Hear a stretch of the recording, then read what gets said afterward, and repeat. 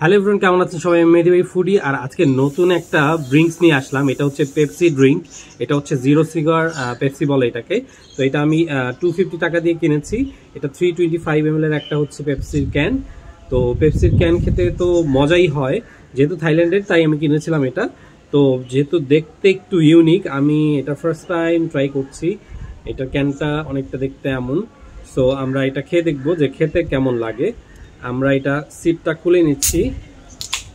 Wow, smell same like আমরা যেরকম Pepsi খাই। এই যে পেপসি ঢালছি,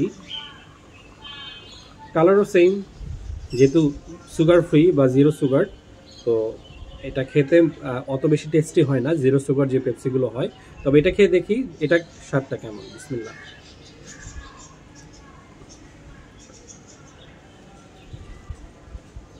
স্মেলটা আমাদের বাংলাদেশের যে পেপসিটা আছে সেটা থেকে একদমই আলাদা। স্মেল বলতে হচ্ছে এটা যে ঝাঁজটা, স্মেল তো সেমই বলা যায়।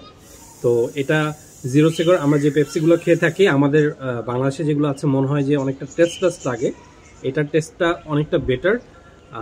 এটার মিষ্টতা অ্যাজ লাইক বাংলাদেশি যে পেপসি আছে ওইটা। একটু খাই, একটা ভালো ঝাঁজ আছে। তবে মিষ্টিটা জিরো সুগার পেপসিতে যেমন হয় একটু কম মিষ্টি হয়।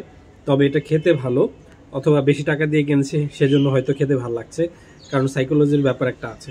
তো যাই হোক, এটা আহামরি তেমন কিছু না। 320 টাকা দিয়ে আপনি কিনে খাওয়ার মতো পেপসি না। বাট আপনি যেহেতু কখনো ট্রাই করেননি সেজন্য কিন্তু ট্রাই করার জন্য খাওয়া যেতে পারে, but not for regular use. বা আপনার পয়সা যদি বেশি থাকে তাহলে আপনি ট্রাই করতে পারেন রেগুলারলি। তো ভালো থাকবেন, সুস্থ থাকবেন। আমরা নতুন আরও ড্রিঙ্ক নিয়ে আসবো। থ্যাংক ইউ সবাইকে। আল্লাহ হাফেজ, টাটা।